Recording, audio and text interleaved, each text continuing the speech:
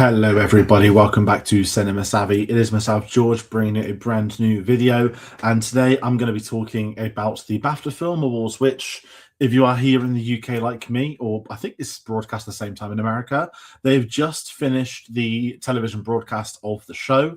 It's condensed down into a 2-hour broadcast on BBC One, as has been the case for far too long. I'll be talking about that a little bit later on, but I'm going to be going through the awards, the winners, give you some thoughts on them, seeing if that's going to impact Oscar season, seeing which British stuff did we celebrate the most of. Obviously, BAFTA being the British Academy of Film and Television. And it's kind of exciting to talk about because there's been an incredible win, which is probably going to be the main event of the discussion time.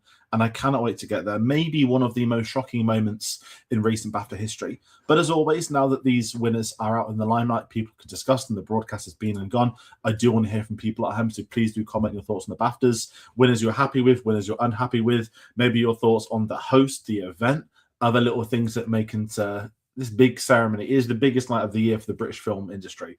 So I am always paying attention to this. It's been a wild day. There I was at lunchtime watching the ice hockey, straight into the North London derby where Tottenham got battered, delightfully so. And that meant I had to dip off social media. I did not want to see any spoilers for the awards. The event starts at 5 o'clock. The broadcast doesn't start until 7. I got emailed by them with a list of the winners, which I avoided opening. So yeah, there's a lot to talk about. There's a lot to think about. And I will be giving my thoughts on the awards. I'll be going through the categories, not to repeat the show, but there are going to be some awards where I have a big discussion to have and others where I don't, but I'm not going to just bypass them and not talk about them. I think that's the best way to approach it in award season. It always has been for me, at least. And it's a very busy time on the channel. I've got a lot of different things going on, so I'll plug all of that at the end. But where I will start is kind of my thoughts heading into this. So I'm going to actually talk about the host for a minute, because I've got nothing horrible to say, but we had Alan Cumming as the host this year. Now, Bond fans like me, most know from GoldenEye. A lot of the Americans now know him from The Traitors US. He's the host of the American version, and he has a great personality, very likable to have as a host. I'm just going to say this. I from what we saw on the broadcast, I didn't think it was the best. I know David Tennant's done it 2 years in a row. I know before David Tennant, they had some trouble with, I think, did at one point, did Rebel Wilson do it? I can't remember. There's been some awful BAFTA hosts recently, and Alan Cumming was not awful at all. But I was a little bit disappointed. I don't think we got to see so much of his personality. Again, is that the 2-hour broadcast? We got the extended intro. Did we really need to see an extended intro with Brian Cox and everyone doing a Zoom call parodying Mighty Supreme when we can't actually see half the awards presented? I don't know. Different conversation. I'll have that conversation at the end.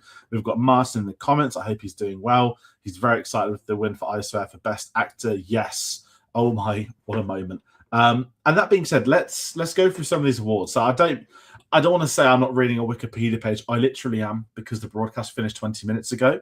And because they don't present most of the awards, I cannot make notes. I cannot do it in order because they don't allow us that. So you're going to keep hearing me moaning about the broadcast. But I do think it's fair to start with E! Rising Star. I'm actually going to go off the Wikipedia page from the winners bottom up because it's just going to be easiest. But E! Rising Star, won by Robert Aramayo, beating Miles Caton, Chase Infinity, Archie Midokwe, and Posey Sterling. I was delighted he won. I think he deserved to win this award. When you look at the concept of a rising star, not only are you looking at the current films he has been involved in, obviously I Swear is a heavy part of that, and thankfully this isn't the only award we're going to speak of him tonight. You look at the career, so when he's been in the likes of Rings of Power, he's been in Game of Thrones, he's been in other TV shows, other film productions. This is the point of a career in which he should absolutely be winning this E! Rising Star, and I really like this award. I think when you look at the history of Rising Star now, I think it's been going 20-odd years, maybe a little bit more. You can scroll up the Wikipedia list of all the nominees and all the winners, and about 80% of them have gone on to have incredible careers. And it really then, in turn, as the decades go by, the years go by, you see what people have contributed and see people have worked on who have won this. You get to look at it from a different perspective as time goes by. That, to me, this is a pretty big award. It's one of my favourite awards of the year, and the irony is that it's voted for by the British public. Normally I'd be fuming with that, but I like that it works and the history has presented it in a way. So I'm so glad he won for that. He did a great speech, but I'm not going to say too much because that's obviously a huge conversation for a little bit later on. But I'm going to fly through some of these. For example, Best Children's and Family Film, the most pointless award ever created. It still feels outrageous to be chuck a genre in like this. I don't understand the logic. Yes, they brought out musical Paddington. Yes, the musical Paddington should be drop kicked. I've seen the musical. I won't be seeing it again. It's a bit creepy. It's not my cup of tea. And the British obsession with Paddington is worrying at the year 2026. I'm just going to leave it there. But it was won by Boong, a film I've not seen, so I cannot comment on that. We had Best British Short Film, won by This Is Endometriosis. Oh, God, I can't pronounce it. Endometriosis. Again, we didn't get to see much about it because they didn't present it live. From what we saw of the winning speech, it was very well spoken about, and I'd be intrigued by more. Best British Short Animation was won by Two Black Boys in Paradise. Again, part of the earlier presented. And another award, which I like the BAFTA to do, is Outstanding Debut by a British Writer, Director, or Producer. This was won by Akinola Davis Jr. and Wale Davis for My Father's Shadow. I thought Wasteman would be winning this one, if I'm allowed to say that. Obviously, that's now just released in UK cinemas this weekend, a film I recommend everybody to see as much as they can. I don't know how long it will show here for, but Wasteman was phenomenal. Also nominated was Pilly in the ceremony I Want in Her. Outstanding British Film is another BAFTA that I love because we should celebrate the British film industry. Sometimes we have outrageous nominations, like Die My Love was nominated this year. It shouldn't be part of Outstanding British Film. It really shouldn't. Different conversation. But Outstanding British Film, just very quickly going through the nominees. 28 years later, The Ballad of Wallace Island, Bridget Jones, Die My Love, H is for Hawk, I Swear, Mr. Burton, Pillion, Steve. And it was won by Hamnet. I'm not surprised it was won by Hamnet. I thought it would be out of Hamnet, Ballad of Wallace Island, and I Swear, just going off what we've seen with the ceremony at this point in time. I'm happy for Hamnet. It's a film I very much enjoyed. We'll also speak about that a little bit later on with a few other awards. But it makes sense that wins British film. And it is, to me, a British film. I think that's the most important thing with that award, that you aren't passing in Americans. American productions, not Americans themselves, sorry. It's just one of them awkward ones when sometimes they get it right, sometimes they get it dreadfully wrong. And in this case, they got this one right. And I'm going to quickly whiz for a few more. Best Special Visual Effects, of course, it was won by Avatar Fire and Ash. There was no one else that could truly compete with that. Best Sound, again, another award lobbed into the, hey, we did a 10-second compilation at the end of the show. This was won by F1, which is a great win. And I think F1 deserves that, if I'm being totally honest. Best Production Design, won by Frankenstein. Totally understandable. A very, very well-deserved winner of that award. And Best Original Score, won by Ludwig Göransson, who is a deserved winner. I will be talking a video soonish about original score for the Oscars, because I'd like to. But the other nominees for this were Begonia, Frankenstein, Hamnet, one battle after another. I did wonder if Johnny Greenwood may win it. It sounds really weird to say, mainly because he's an English musician. Would they do that British bias? They didn't. Sinners rightfully won this awards. And I'm a big fan of Ludwig Göransson. He obviously wasn't there in person to present, or to receive, sorry. Best Makeup and Hair was won by Frankenstein. Can't complain at that. Other nominees, Wicked, Sinners, Mighty Supreme, and Hamnet. Frankenstein was obviously going to be Makeup and Hair. It'd be disgraceful if it didn't. And we've also got EDM, Sean Penn over Stella, and Mescal Surprising. Yeah, we'll get to that too. That was one of the first big shocks of the night. And that's why I thought at that point, are we going to get more one battle than we think? And Best Editing, speaking one battle after another. This is the first one I get to talk about with it.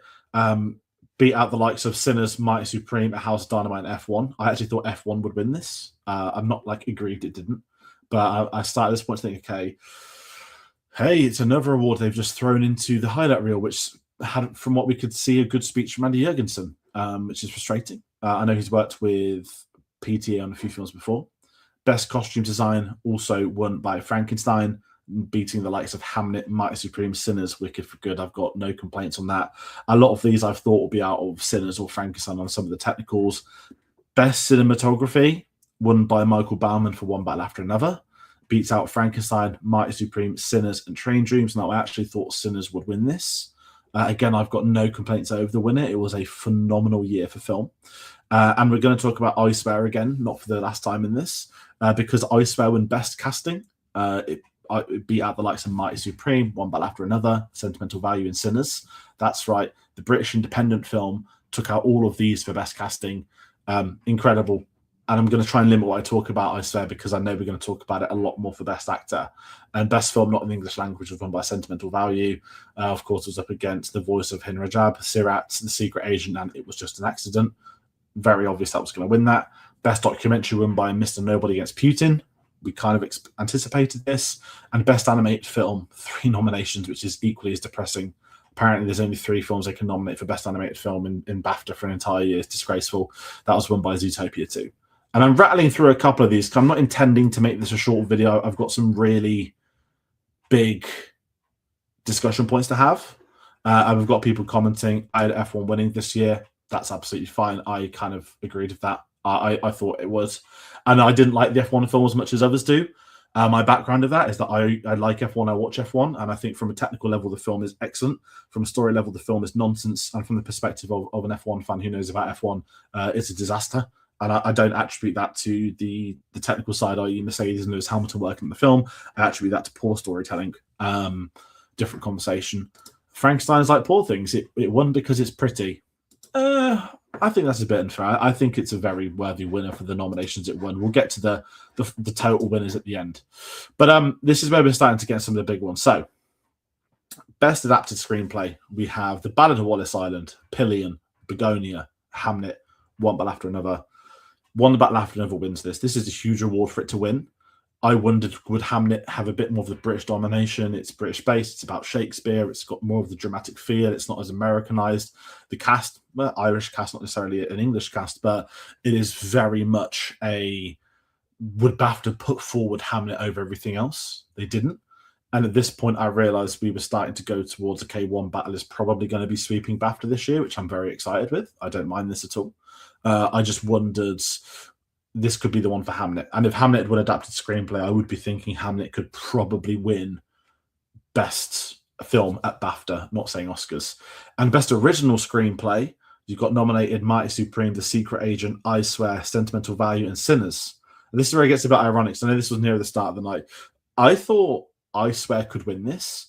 And I just had this sense of not British patriotism, but I had this idea that, okay, I Swear has cropped up a lot.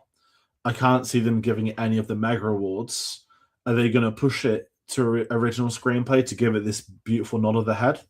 No, it went to Sinners Ryan Coogler. He gave a great speech about his first experience working in the UK. I'm very happy it won. It was great to see some recognition for Sinners. I believe it's one of 3 awards that Sinners won in the night. We'll get to the next one now because we have Best Actress in a Supporting Role. You've got Odessa Azion for Marty Supreme, Inge-Spotter Lilias for Sentimental Value, Carey Mulligan for The Ballad of Wallace Island, Tiana Taylor for One Battle After Another, Emily Watson for Hamnet, and Wunmi Masaku for Sinners, who won for Sinners, which I think is, I thought at one point could be the biggest surprise of the night. And I think the next 3 people I talk about might be some of the biggest surprises. I don't think we have these locked down. Now, obviously, for people that are unaware, Wunmi Masaku, she is a British actress. People from the States might not know that. She's very much she's done a lot of dramas on BBC, ITV. I think she's worked on one of the soaps like Coronation Street, potentially. I feel like I read that recently and not watched that show in a very, very long time.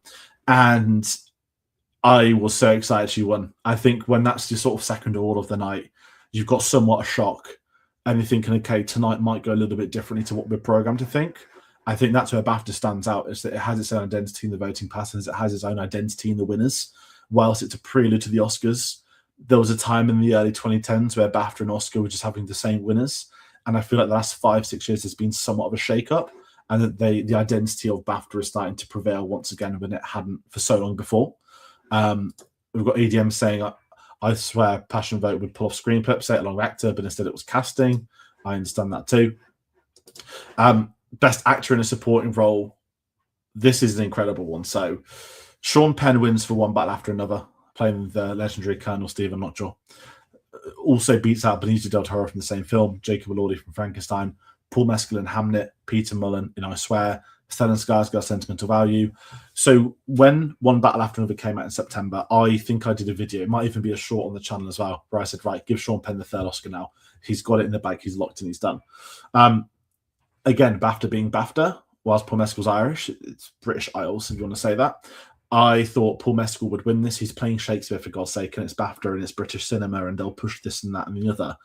I was shocked that they named Sean Penn in this. And I know that Stellan Skarsgård has been winning this award elsewhere. So I just, for some reason, thought that Sean Penn winning is a shock as such. And it shouldn't be, because of the performances I've seen. I haven't seen Sentimental Value yet. I think he's a deserved winner. I do think he was better than Paul Mescal, and I liked Paul Mescal in Hamnet. There were two scenes in particular in which he really stood out for me, whereas every single scene Sean Penn is in one battle after another, he absolutely steals. He makes it his own, and he gives one of the most iconic villainous performances that we'll be talking about for many, many years to come. And then we'll talk about Best Actress, because we have Jessie Buckley winning for Hamnet, which we all expected. Obviously, people crisp other nominees: Rose Byrne, Kate Hudson, Chase Infinity, Renate Resvine, Emma Stone.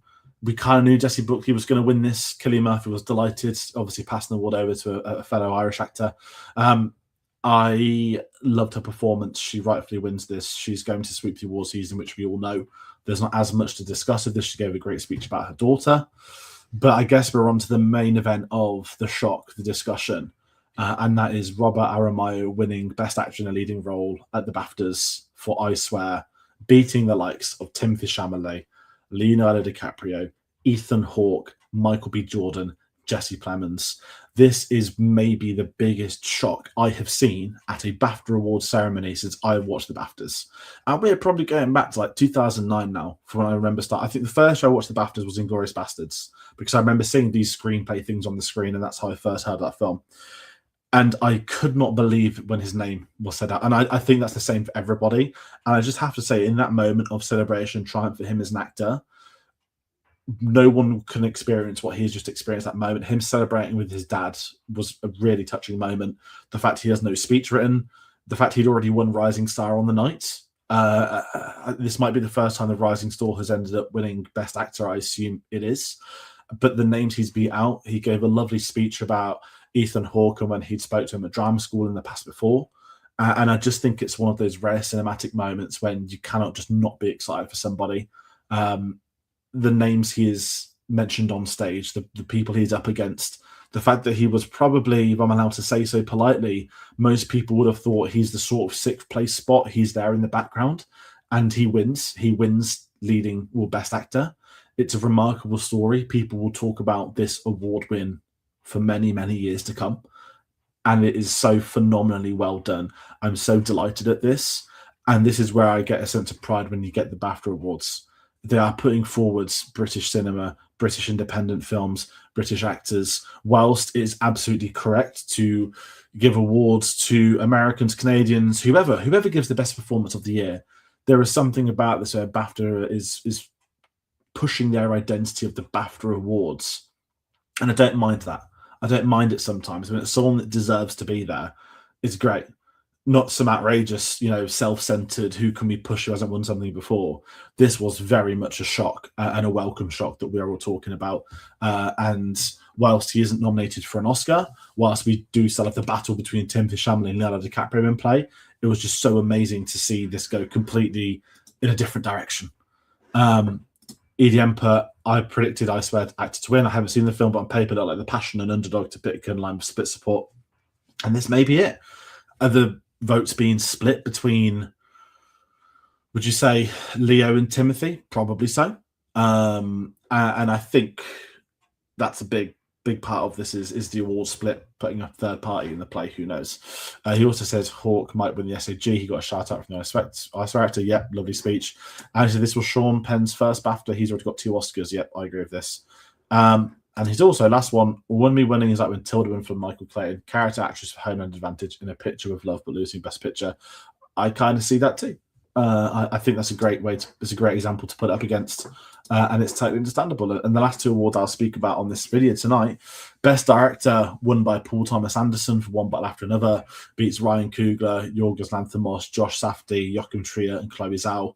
Again, I think for me, One Battle After Another was the best film of last year. I think it deserves to win this. I do think PTA's time has come to win Best Actor. I know people look at it in that moment, which I disagree with the whole it's their time. It's not. Yeah, he should be winning this. I think if you take PTA out, Ryan Coogler's got one hell of a chance at taking a lot of these, as may Yorgos Lanthimos have done. But with BAFTA, you're probably looking at Chloe's Alchemy in second place. But PTA probably universally claimed to win this, and that's a few awards he picks up on the night, because he also technically gets a win for Best Film, also won by Sarah Murphy and Adam Somner, who's passed away. One Bad After Another beats out Hamnet, Mighty Supreme, Sentimental Value, and Sinners. The big award, the biggest award of the night, Best Film. It's a very, very deserved win. As I've said, I think this is the best film of the year. I don't root for films childishly in the context of, oh, I want this to win, I want that to win. There's films I absolutely want to see win. And a lot of the time, it does come down to, okay, are they going to win this or are they not? But there's something about this year where it just feels like it's right that One Bad After Another is winning. And it's a shame, because other years, you look at last year, Sinners would have probably won everything. One Bad After Another would have won everything last year too. I'm not saying last year's a weak year at all. I really did like Honora. But I just think sometimes you have these juggernauts, and just by coincidence, they come out with one of themselves. The fact they're both Warner Brothers films as well. And that makes PTA a 4-time BAFTA winner. He wins 3 BAFTAs tonight, 1 for director, 1 for film, 1 for adapted screenplay. And you have to look at this for the rest of award season. I know Oscars is the biggest one to come. You just have to look at it as it feels like it's his time. It feels like this is where we are going with things. PTA is probably gonna, and One Bad After Another is probably gonna take the big awards. Actor still feels up in the air. We don't know who is going to win that. There's a hell of a chance it's Chalamet. There's a hell of a chance it's DiCaprio. I think BAFTA just makes that conversation more interesting, because people are not expecting anything but those two. And now, without having them two in the mindset of an award for a while, it's going to have more and more people wondering, guessing, looking at the SAGs, looking at what is to come, who's going to win Best Actor. It still feels like the biggest question of award season, and it's great to have that. I think we are 4 weeks away today, maybe, from the Oscars, or 3 weeks. It's 3 or 4 weeks. Hopefully it's not the 22nd of March, because that's the same as the Cup final, but that would not impact me watching it with it being so late in the night. But if I also take a look at this year's BAFTAs, which is probably worth doing too, if I were to look at the winners, the domination, whatever way you want to put it, One Bad After Another is nominated for 14 BAFTAs. It wins 6. Fair enough. Frankenstein and Sinners both win 3. Hamnet and I Swear both win 2. So all in all, a great night for British cinema. Very happy with the winners. But I am going to go on a bit of not a rant. The year is 2026, and the BAFTA ceremony is still not being broadcast live. I think it's incredibly disrespectful to winners and other nominees of awards that people may be unfamiliar with. And I do not care that the status of said award is not the same as something else. This should be a celebration of British cinema, and as such, it should be possible to watch the ceremony in its full length and live. Now, if they'd like to have a discussion on, well, we want a shorter broadcast, it's a big slot, it's BBC One, fine. Have that discussion, put your 2-hour highlights reel together. There should be an option, and it is, I think, disgusting there isn't, that you cannot watch this ceremony live. The fact that if you don't want it to be ruined, you have to basically hide off the internet, dip off all social medias, even your emails, if you've got publicists like we get emailing us stuff. Because outlets that are there at the event are allowed to tweet the winners. They're allowed to have the press conferences. They're allowed to post stuff online. And I understand all of that. But it's just a bit ridiculous that you are unable to watch it live. I think it's insulting to nominees. I think it's embarrassing from a broadcasting perspective. All these other I mean, the Oscars is going to be live on YouTube in a few years. And you're going to say that the BAFTAs is too precious to do properly. It's frustrating. It's always frustrating. I moan about it every year. I'll continue to moan about it every year. Even little minute things that don't matter, like being at a crap location like the Royal Festival Hall, not the Royal Albert Hall. Even those things to me make a bit of a difference. Maybe because I've got memories of attending it at the Albert Hall versus the Festival Hall, which is in a really, I mean, it's, yeah, of course, it's in central London, but if you've been outside that building, if you've been there for London Film Festival, you know how grotty it is. The red carpet is tiny. There's less media there. There's less fans there. The Royal Albert Hall, you get the whole street shut off. It feels like a big event. This doesn't. This feels like the circus is in town. And I think there are some serious issues that BAFTA can be looking at away from the actual winners themselves. Food for thought, isn't it? But it's just something that's frustrating, and it's the same issue every single year. Again, I'd happily watch a 3.5-hour show, and I appreciate others won't want to. Put it on the iPlayer. Put it on iPlayer Live. BBC One later. It's ridiculous. But that's how it goes every time. So that's probably going to be my farewell from this video. I've answered a couple of questions. I've brought people. Thank you so much for commenting in there.